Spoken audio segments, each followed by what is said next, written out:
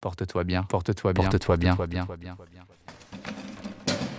23e lettre de Sénèque à son ami Lucilius.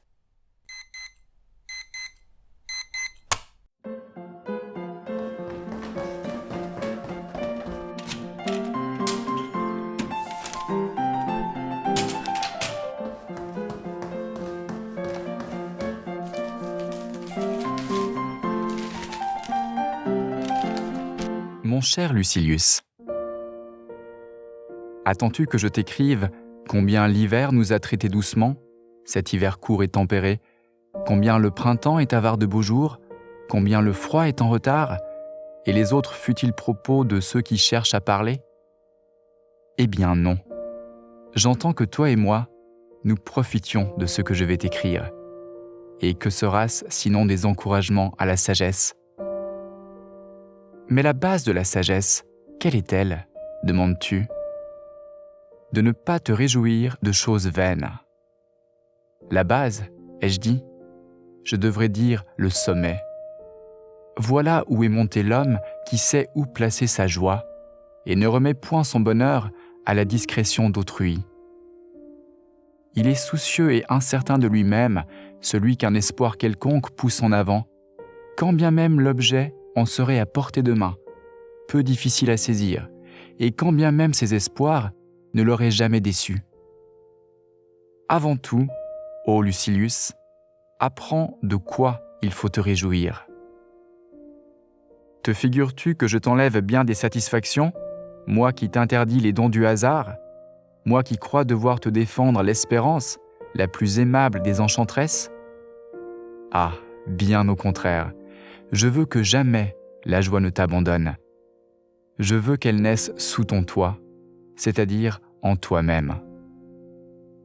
Les vulgaires hilarités ne remplissent pas le cœur, elles ne dérident que le front, la surface, à moins que pour toi, l'homme heureux ne soit l'homme qui rit. À l'âme seule appartient l'allégresse, l'assurance, le courage qui domine le sort. Crois-moi, c'est quelque chose de sérieux que la véritable joie. Penses-tu qu'un seul de ces hommes au visage épanoui et, comme disent nos raffinés, guillerait, sache mépriser la mort, ouvrir sa porte à la pauvreté, tenir en bride ses goûts sensuels et s'aguerrir à la souffrance?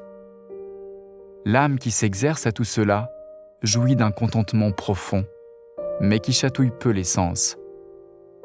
Voilà celui dont je veux te voir possesseur. Il ne tarira plus dès que tu en auras trouvé la source. Les mines les plus pauvres se trouvent à la surface du sol. Les plus riches cachent leurs filons à une grande profondeur, mais récompensent bien mieux ceux qui les fouillent assidûment. Ainsi, ce qui charme la foule ne présente qu'une écorce et qu'un vernis de satisfaction, et toutes les joies de l'extérieur manquent de base. Mais la joie dont je parle, où je m'efforce de te conduire, est substantielle et garde intérieurement ses plus riches trésors. Prends, je t'en conjure, ô mon cher Lucilius, la seule voie qui puisse te mener au bonheur. Jette au loin, foule aux pieds les splendeurs du dehors, tout ce que te promettent les hommes. Aspire au vrai bien et sois heureux de ton propre fond. Or, ce fond, quel est-il? Toi-même est la meilleure partie de toi. Quant à ce corps fragile, bien que rien ne puisse s'opérer sans lui, regarde-le comme nécessaire, mais n'en fais point grand cas. De lui ne viennent que plaisirs faux, passagers, suivis de repentir, et qui, si une grande modération ne les tempère, tournent à la douleur. Oui, le plaisir est sur une pente rapide. Il glisse vers la souffrance s'il ne se tient sur la limite. Et s'y tenir est difficile à qui se croit dans le bon chemin. La soif du vrai bien, si vive qu'elle soit, est sans risque. Tu veux savoir en quoi il consiste? Quels en sont les éléments? Les voici. Une bonne conscience, d'honnêtes résolutions, des actions droites, le mépris des dons du hasard, la marche paisible et non interrompue d'une vie qui suit toujours la même ligne. Ces hommes qui s'élancent de projet en projet, ou qui, même sans élan spontané, s'y laissent pousser par le hasard, comment pourraient-ils posséder quelque chose de sûr et de durable, eux qui sont si flottants et hésitants? Ils sont rares, ceux qui mettent de l'ordre en eux-mêmes et dans leurs affaires, selon les plans de la raison. Tous les autres sont comme ces objets qui suivent le courant des fleuves. Ils ne vont pas, ils sont entraînés. Les uns sont retenus sur une onde paisible qui les berce mollement, d'autres cèdent à des flots plus rapides.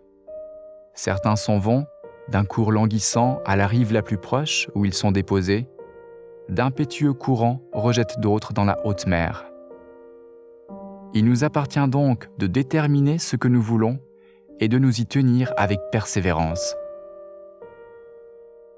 C'est ici le lieu d'acquitter ma dette, et je puis te renvoyer ce mot de ton cher Épicure comme affranchissement de cette lettre.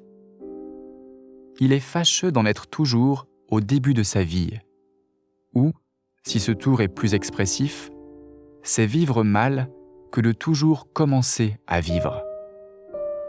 Comment cela, dis-tu? Car le mot demande explication. C'est qu'alors la vie est toujours inachevée. Or, qui peut se tenir prêt à mourir s'il ne fait que la commencer? Il faut agir de telle sorte qu'on ait toujours assez vécu, et nul ne s'en flatte au moment où il ébauche son existence. Ne t'imagine point que peu d'hommes soient dans ce cas. C'est le sort de presque tous. Certains commencent à vivre au moment où il faut cesser. Cela t'étonne? Je vais t'étonner davantage.